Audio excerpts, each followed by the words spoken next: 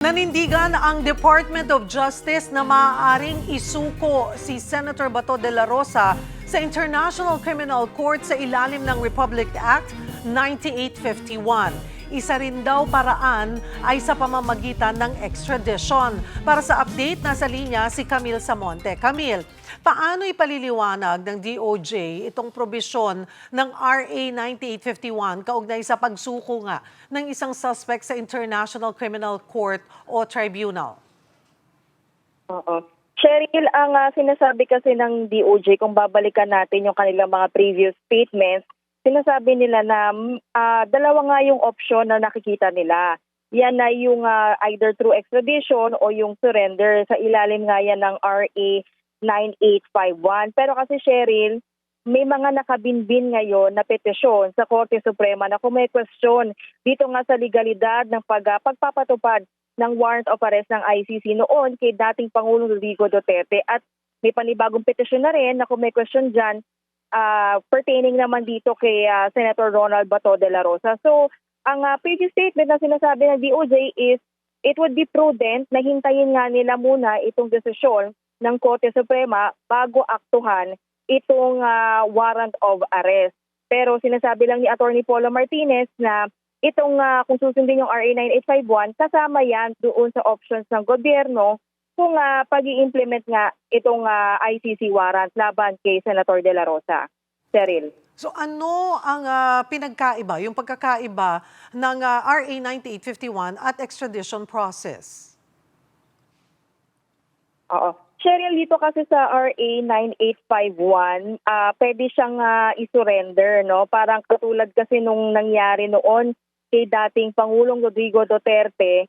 Parang ang nangyari kasi dyan ay nung binasahan siya ng kanyang warrant ay dinala siya. Kumbaga parang isinuko nga siya papunta doon sa ICC. Pagka sa i-extradite naman, usually kasi Sherry, kailangan ng extradition treaty niyan sa dalawang bansa. Kaya lang kasi Cheryl, dahil ang naglabas ng warrant ay isang international tribunal, diyan papasok yung tanong kung applicable ba ang extradition dahil nga international tribunal ang nag-issue nitong warrant of arrest. Kaya nga itong Department of Justice, o ito yan ang sinasabi na hihintayin nila kung ano yung magiging tugon nga ng Korte Suprema na para maging gabay nila sa pag-implement niya nitong warrant. Pero yun nga Cheryl, ngayon hinihingi pa rin natin yung detalye kung meron pa bang nagbago doon sa kanilang posisyon. So wala pa so far na update dahil hinihintay rin natin kasi nakatakda na mag-meeting di umano itong si Secretary Vida at si NBI Director Matibag. So yun yung hinihintay pa natin, Cheryl. Kasi kakakausap lamang natin kay NBI Director Matibag at ang sinasabi nila, hindi sila gagalaw until na makabigyan sila ng directives ng DOJ. Yun nga, Cheryl, hindi rin kasi malinaw at wala rin kinukumpirma ang Department of Justice sa mga tanong ng media kung to begin with, meron nga ba talagang approval ng DOJ doon sa ginawa ng NBI? Because if we're going back doon sa naging proseso ng pag-implement ng warrant noon kay dating Pangulong Duterte, kasama ang PCTC, andun din ang PNP-CIDG. Kumbaga all forces, yung mga ahensya ng gobyerno doon sa pag-implement ng arrest. Pero dito kasi sa nangyari kay Senator de la Rosa, yung sa Senado, NBI lang yung ating nakita. And in fact, andun din si former Senator Antonio Trillanes. So, yan yung hinihintay pa naming sagot kung meron ba talagang alam ang DOJ bago ito gawin ng NBI. Naitanong din natin yan kay Director Matibag, pero ayaw na lang niyang isiwalat kung paano yung naging coordination daw sa mas mataas na ahensya sa kanila.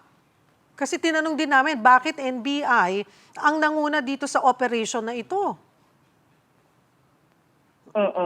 Yes, Cheryl, yun nga rin yung pareho naming tanong, pero maitagdag ko na lang din, kung natandaan ko kasi na nagkaroon din kami ng pagkakataon na mag-briefing before nung hindi pa lumalabas officially itong warrant ng ICC kay Senator de la Rosa. Sinabi rin noon ni Attorney Paula Martinez na may na executive prerogative para nga ma-extradite o isuko yung isang individual na may warrant. So, kumbaga parang on the table din kung ang Pangulo ang magdesisyon niyan, pero nanindigan pa rin yung Department of Justice na they will wait for the decision of the Supreme Court. Although, kung gawin man nila, kung implement man nila itong warrant na hindi pa lumalabas itong decision ng SC, technically ay hindi naman din ito masasabi na illegal. Pero kasi nga dahil sila ay respondent dito sa mga petisyon na nakabinbin as a courtesy for the highest court, ay gusto nila na hintayin na nga lang na ilabas yung decision. Kaya lang nga, Cheryl, ito nga, naka-writing break naman ang mga maestrado ngayon sa Korte Suprema. So hinihintay din natin ngayong araw kung magsasagawa ba sila ng special en banc session para nga mapag-usapan itong mga petisyon ni Senator De La Rosa. Cheryl. So, kailan natin aasahan na magiging desisyon ng Korte Suprema kaya, Camille? Nako, Cheryl, yan ang hindi natin masasagot dahil if you remember yung petition, unang petisyon ng dating Pangulo, hanggang ngayon ay wala pa rin silang inilalabas. And that's 14 months already since the petition was filed at wala pa rin silang tugon tungkol dito. So, hindi natin masabi kung it would take weeks, months, or years bago ilabas ng SC itong decision. Kasi so far, kung titignan natin yung movement dun sa mga petition ng kay dating Pangulo, ang huli nating update ay nakapagsumite ang Office of the Solicitor General ng kanilang komento. Pero after that, wala na tayong narinig mula sa mga mahistrado. Cheryl. So, ang pinakamalinaw ngayon, walang arestuhang mangyayari hanggat walang desisyon ng Korte Suprema.